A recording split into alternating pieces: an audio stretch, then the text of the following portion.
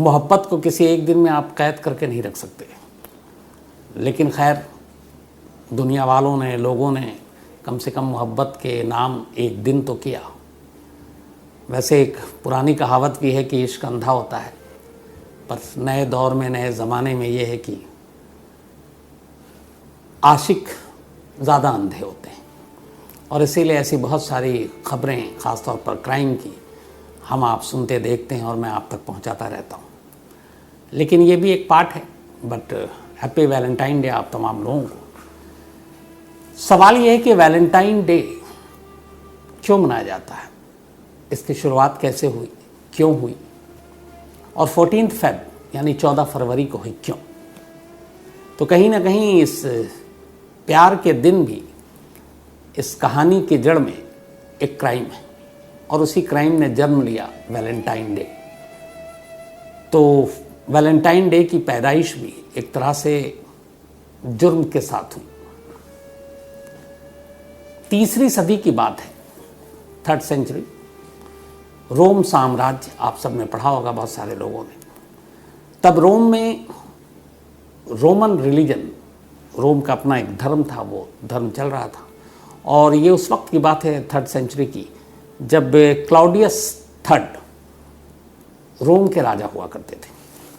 हालांकि Claudius III के बारे में ये है कि जब पैदाइश हुई, उसके बाद वो बड़े हुए, तो किसी को यकीन नहीं था कि आगे चलकर वो रोम साम्राज्य के राजा बनेंगे। बाकी भाई बहन ये सब दावेदार थे। क्लॉडियस के साथ दिक्कत ये थी कि कुछ बीमारियां भी थी, और वो बाद में ये कहा करते थे कि ये बीमारी मुझे ऊपर वाले ने इसलिए दी है ताकि मैं लंबे वक्त तक जीऊँ और रोम पर राज करूँ। तो ये वो दौर था जब रोमन धर्म माना जाता था, और ख़ास तौर पर वो जुपिटर को अपना भगवान मानते थे। और वहाँ की एक पहाड़ी है जिस पर बाकायदा जुपिटर के मंदिर भी बने हुए थे। और यही वो दौर है जब इधर ईसाईयत शुरू हो रही थी, क्रिश्चियनिटी। और रोम के अंदर हालांकि वो उसकी इजाज़त नहीं थी किसी और धर्म को मानने की, लेकिन गुपचुप तरीके से ईसाई धर्म भी अब अपने पैर पसार रहा था, फैलना शुरू हो चुका था। इधर क्लॉडियस III के राज में बहुत सारे लोगों को उम्मीद दी थी वो राजा बनेंगे, लेकिन बने, और हैरत अंगेज़ तौर पर बहुत ही अच्छा राजपाट किया। कहते हैं उनके दौर में जुडिशरी सिस्टम लोगों के लिए, उनके अधिकारों के लिए बड़े नए नए सुधार हुए, कानून बने, और सब कुछ ठीक था। क्लॉडियस की जब सत्ता थोड़ी ताकतवर हुई तो एक सपना आया कि वो और अपने साम्राज्य को फैला सकता है, तो आस पड़ोस के देशों पर भी कब्जा कर सकता है। उसके लिए एक मजबूत सेना की ज़रूरत थी। सेना थी भी, और इसीलिए वो राज कर रहा था। लेकिन धीरे धीरे, क्योंकि एक तो शुरुआत में थी कि तबीयत ठीक नहीं रहती है, स्वास्थ्य ठीक नहीं था, लेकिन इन सब के बावजूद वो लोगों को गलत साबित करते हुए तेज़ी से आगे बढ़ रहा था, और सब कुछ ठीक चल रहा था। क्लॉडियस का राज भी ठीक चल रहा था। लेकिन अब उसके अंदर जब ये एक भावना आई कि उसे बहुत ही एक ताकतवर रोम के साम्राज्य को फैलाना है, पसारना है, हर तरफ हुकूमत करनी, और इंसान की यही भूख होती है, या तो फिर दौलत, या फिर ताकत, या फिर शोहरत, और यही सब चीज़ें कई बार इंसान को अंधा बना देती हैं। तो ये सारी चीज़ें चल रही थी क्लॉडियस के दिमाग में। अब इसके बाद एक दौर ऐसा आया कि जब क्लॉडियस को लगा कि वो और अपने साम्राज्य के पांव फैला सकता है, पसार सकता है, लेकिन ना मालूम ऐसा क्यों नहीं हो पा रहा है, तो क्या करे। उसी दौरान में उसने ये महसूस किया कि जो उसकी सेना है, उसके जो जवान अफसर हैं, उनका ध्यान जंग और जंग के मैदान की तरफ कम है, बल्कि उनका ध्यान अपने परिवार, अपने बीवी बच्चे, अपनी गर्लफ्रेंड, उनकी तरफ ज़्यादा है। तो उसे लगा कि अगर अपने सैनिकों का ध्यान, उसे लगता था कि जो इनकी भावनाएं, इनके जज्बात हैं परिवार को लेकर, अपनी गर्लफ्रेंड को लेकर, वो उन्हें कमज़ोर बना रही हैं। और ये चीज़ कई बार उठी है कि रिश्ते, नाते, ये सारी चीज़ें इंसान को कमज़ोर बना देती हैं। इसको लेकर बहुत सारे सवाल भी उठे। तो क्लॉडियस को भी कहीं ना कहीं ये दिमाग में आया कि उसके ये जो सेना है उसकी, अगर वो इन भावनाओं, इन जज्बातों, इन रिश्ते नातों से दूर हो जाए तो शायद वो ज़्यादा ताकतवर होंगे, और वो ज़्यादा बड़ा साम्राज्य खड़ा कर सकते हैं उसके लिए। लेकिन अब वो क्या करे, कैसे ये करे? तभी उसने एक आदेश जारी किया और उसका फरमान ये था कि अब रोम साम्राज्य के अंदर कोई शादी नहीं करेगा, परिवार नहीं होंगे उसके, और प्यार करना गुनाह माना जाएगा, क्योंकि प्यार करेगा लड़का लड़की फिर शादी भी होगी, फिर परिवार भी बढ़ेगा, बच्चे होंगे। तो इसलिए लगा ये वो सारी इंसानी कमज़ोरियां हैं जो एक ताकतवर देश को कमज़ोर कर देती हैं।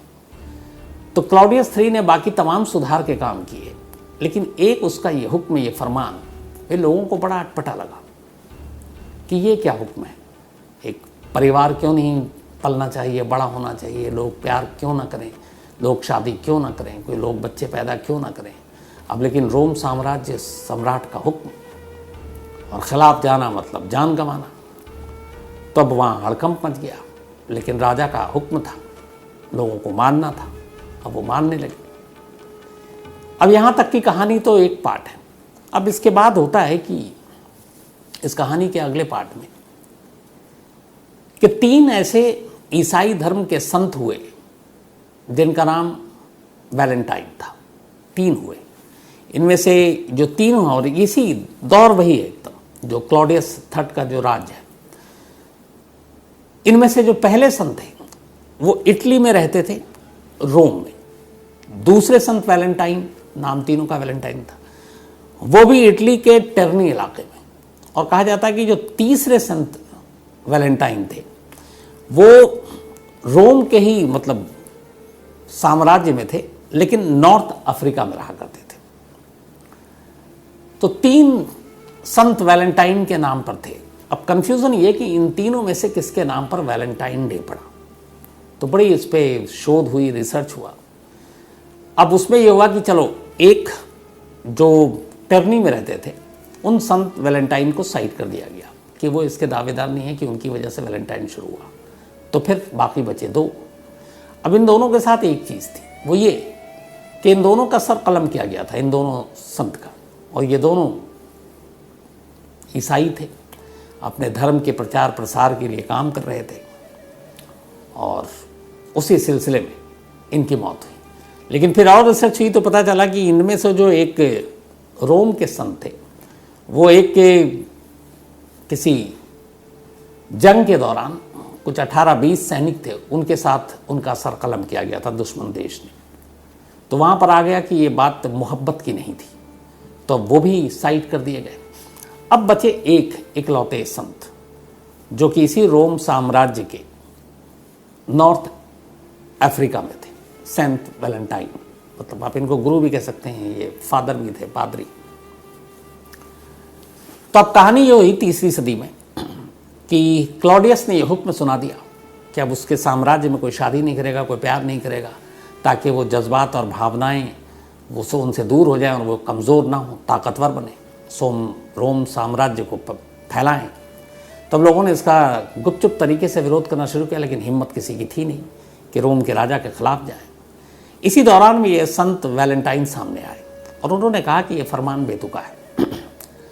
अच्छा, उस वक्त वो रोम धर्म को भी नहीं मानने वाले थे संत वैलेंटाइन, ये ईसाई थे।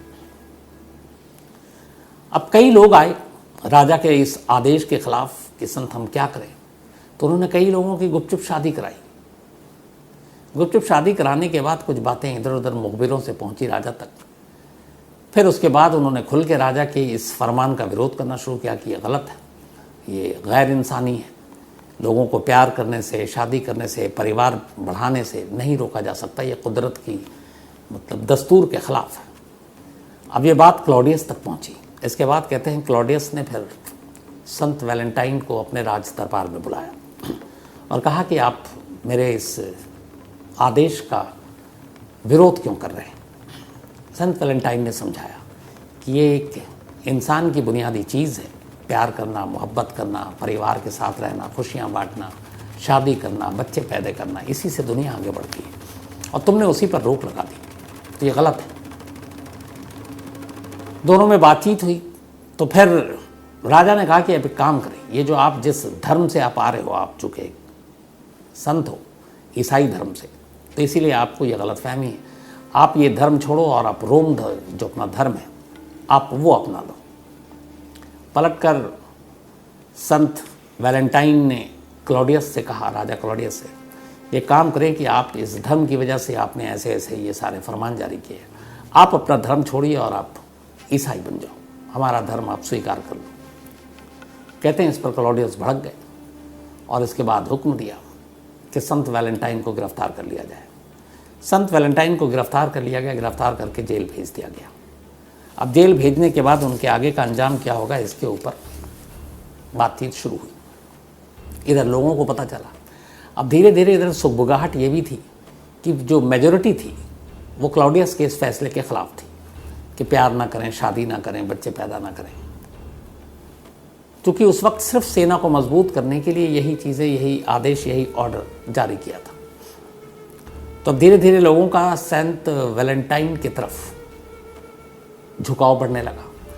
उधर इस दौरान में ये भी हुआ कि जो रोम और रोमन रिलीजन था, धर्म, उसको लेकर भी अब अंदर ही सुगबुगाहट शुरू हो गए थे। कई वहाँ के जाने माने कवि और वो लोग वो इस धर्म के ख़िलाफ़ अब बोलने लगे, क्योंकि उस धर्म में ये भी था कि जो बताया गया था, और ये लोग जुपिटर को मानते थे, और कई ऐसे इन्होंने अपने देवता और देवी की मूर्तियाँ बना रखी थी, उसकी पूजा किया करते थे। तो कुछ कवियों ने कहा था कि इस इंसान के मरने के बाद कोई दोबारा वो जन्म नहीं लेगा, दोबारा पैदा नहीं होगा। ऐसी बहुत सारी चीज़ें थी जिसको लेकर आपस में, इस धर्म को लेकर और उस सोच को लेकर उस वक्त रोम के अंदर एक तरह से विवाद शुरू हुआ। और इधर संत वैलेंटाइन आ गए। उन्होंने राजा के इस खिलाफ जो कहा कि आप शादी और प्यार नहीं करोगे, वो भी अब चूँकि हर इंसान से जुड़ा हुआ सीधे डायरेक्ट मसला था, तो वो भी आ गया। क्लॉडियस को लगा कि ये लंबा मामला खींचेगा तो फिर लोगों की भावनाएं और भड़केंगी और हो सकता है विरोध भी हो जाए। क्लॉडियस ने संत वैलेंटाइन को मौत की सज़ा सुना दी और कहा कि उसका सर कलम कर दिया जाए। अब इसके बाद जिस जेल में रखा गया था, उस जेल का एक जेलर था। उस जेलर ने, उसकी एक कहानी ये थी कि उस जेलर की जो बेटी थी, उसकी आंखों की रोशनी नहीं थी, वो नेत्रहीन थी, अंधी थी, दिखाई नहीं देता था। तब जिस तरीके से संत वैलेंटाइन बात करते थे, वो जेलर उनसे बड़ा प्रभावित था। एक दिन उसने बताया, और उस आंखों के अलावा कुछ और भी उसे प्रॉब्लम थी। तो संत ने कुछ बातें कहीं और कुछ उपचार बताया, इलाज बताया कि बेटी थोड़ी थोड़ी जेलर की ठीक होने लगी। अब लगभग वो पूरी तरह से ठीक हो गई, सिर्फ उसकी आंखें रह गई थी, अभी वो देख नहीं पा रही थी। अब इत्तेफाक से आगे ये सब कुछ होता, उससे पहले मौत की तारीख आ गई, और वो तारीख थी 269 AD,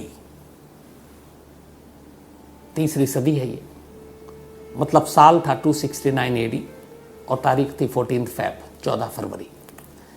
क्लॉडियस के हुक्म पर 14 फरवरी की सुबह 269 AD में संत वैलेंटाइन को बुलाया गया और उनका सर कलम कर दिया गया। मौत की सज़ा थी, और उस वक्त वहाँ पर मौत की सज़ा सर काट कर दी जाती थी। मरने से पहले संत वैलेंटाइन ने एक लेटर लिखा, और ये लेटर उन्होंने उस जेलर की बेटी के ज़रिए आम लोगों के लिए भी लिखा था, लेकिन जो लिखा था मेन, वो जेलर की बेटी के लिए था। और लिखते लिखते उन्होंने ये लिखा था कि अब मेरी तो तब मुकद्दर में तय है कि मेरे साथ क्या होने जा रहा है। मैं चाहता हूँ कि मेरी मौत के बाद मेरी आँखों से तुम दुनिया देखो, इसलिए मैं तुम्हें नेत्रदान कर रहा हूँ। और मेरी आँखें, उन्होंने बाकायदा विल बताया कि इस जेलर की बेटी को लगाया जाए, उसका मैं नाम भूल रहा हूँ। और साथ में उन्होंने बाकी लोगों के लिए प्यार के मैसेज दिए, और आखिर में अपना नाम, बाकी चीज़ें लिखने की बजाय उस लेटर का जो खात्मा था, जो ख़त्म किया, दी एंड, जहाँ पे वो सिर्फ 2 शब्द लिखे थे, योर्स वैलेंटाइन, तुम्हारा वैलेंटाइन। ये आखिरी ख़त था। और उनकी मौत के बाद कहते हैं कि जो आँखें थी दान करने के लिए, वो आँखें दान की गई। तो जो आखिरी लाइन थी योर्स वैलेंटाइन, उस ख़त की तारीख़ थी 14 फरवरी, जेलर की बेटी के नाम। और उसी आखिरी ख़त और आखिरी लाइन के बाद लोगों ने सेंट वैलेंटाइन के नाम पर वैलेंटाइन डे मनाना शुरू किया। यानी तीसरी सदी की ये कहानी थी, और आज हम 21वीं सदी में है, तो लगभग करीब 2200 साल हो चुके हैं, 2100 साल, और तब ये हादसा हुआ और तब ये कहानी हुई, और तब से अब तक वैलेंटाइन डे यूँ ही मनाया जा रहा है। अब इस वैलेंटाइंस डे को लेकर कई चीज़ें भी हैं, कई कुछ डेटाज में निकाल कर लाया था। ख़ास तौर पर कहते हैं कि इस दिन दुनिया में अलग अलग तरीके से लोग वैलेंटाइन डे मनाते हैं। हमारे यहाँ, मुझे जो जहाँ तक याद है, लगता है 2003-4-5 से पहले इतना नहीं था। जब टीवी सीरियल ने घर घर तक अपनी पहुँच बनाई, उसके बाद इन चीज़ों की जब मार्केटिंग शुरू हुई, तो फिर वैलेंटाइन डे हमारे यहाँ भी एक त्यौहार जैसा हो गया। और मुझे लगता है कि इस त्यौहार को त्यौहार बनाने में हमारे देश में जो सबसे बड़ा रोल प्ले किया था, आप में से बहुत सारे लोगों को याद होगा, अब भी वो है आर्चीज़ गैलरी, जहाँ पे ख़ासतौर पर सबसे ज़्यादा कार्ड वैलेंटाइन डे पे बिकते थे, और मुझे याद है मैंने भी कार्ड ख़रीदे वहाँ से। तो उसके बाद ये धीरे धीरे पाँव पसारना शुरू हुआ। वैलेंटाइन डे के दिन दुनिया में कहते हैं अलग अलग लोग, कम से कम 4 से 5% लोग पूरी दुनिया की आबादी के, जो अपने पालतू पेट्स होते हैं, जानवर होते हैं, कुत्ते या बाकी, उनको गिफ्ट देते हैं वैलेंटाइंस डे के दिन। कहते हैं कि इस वैलेंटाइन डे के दिन पूरी दुनिया में लगभग 1 से 1.25 बिलियन वैलेंटाइन डे कार्ड ख़रीदा जाता है और लोगों को गिफ्ट किया जाता है। 1 से 1.25 billion Valentine day card. Finland एक देश है, यहाँ के लोग वैलेंटाइन डे को फ्रेंडशिप डे के तौर पर मनाते हैं, सिर्फ दोस्ती के तौर पर, और वहाँ अपने अपने दोस्तों को लोग वैलेंटाइन डे पर याद करते हैं। वैलेंटाइन डे की एक कहानी ये भी है कि यहाँ पे जो डॉक्टर हैं, जो ख़ास तौर पर आशिक, जिनका इश्क में दिल टूटा, मोहब्बत में नाकामी हुई, तो ऐसे इश्क के मरीज़ों को वैलेंटाइन डे के दिन वो दिल के आकार का चॉकलेट खिलाते थे, ताकि उन्हें अच्छा लगे और उनकी दर्द थोड़ी कम हो। कहते हैं कि इस दिन, वैलेंटाइन डे के दिन, पूरी दुनिया में लगभग 40 मिलियन हार्ट के शेप के चॉकलेट बिकते हैं। इसी दिन के बारे में एक और है कि अराउंड 75% मेल पुरुष और 25% फीमेल महिलाएं, वो अपने अपने प्यार का इजहार करती हैं वैलेंटाइन डे के दिन। मतलब इस दिन बहुत सारे लोग होते हैं जो एक दूसरे को प्यार करते हैं, बोल नहीं पाते हैं, फिर इंतज़ार करते हैं कई बार वैलेंटाइन डे आए तो कार्ड के बहाने किसी और बहाने करें। तो इनमें 75% मेल है जो वैलेंटाइन डे का वेट करते हैं, और 25% फीमेल है। अमेरिका में एक रिसर्च है कि 15% लोग, अमेरिका की आबादी के 15% लोग, 35 करोड़ की आबादी है अमेरिका की, अपने आप को ही फूल गिफ्ट करते हैं, खुद को। वैलेंटाइन डे चूँकि प्यार का एक तो जो माना जाता है, जैसे शिकारपुरी ने यहाँ गुलाब रखा हुआ है, और पता नहीं असली वाला रखा है किसने नहीं, तो वैलेंटाइन डे पे गुलाब देने का चलन इसलिए है कि गुलाब को हमेशा एक प्यार की निशानी के तौर पर देखा जाता है, इसीलिए। एक और बड़ी अजीब सी चीज़ है कि जापान में वैलेंटाइन डे सिर्फ और सिर्फ मेल, यानी आदमी मनाते हैं, लड़के मनाते हैं। जापान में वैलेंटाइन डे लड़कियां नहीं मनाती। वहाँ पे ये एक तरह से त्यौहार, या आप जो भी कहें, वो पुरुषों के लिए, महिलाओं के लिए नहीं है।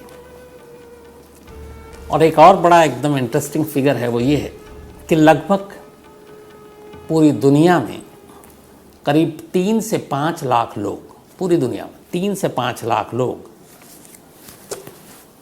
शादी का प्रपोज़ल या शादी के लिए प्रपोज करते हैं और उस दिन शादी करते हैं वैलेंटाइन डे के दिन, पूरी दुनिया में। तो ये वैलेंटाइन डे के बारे में कुछ फिगर थे।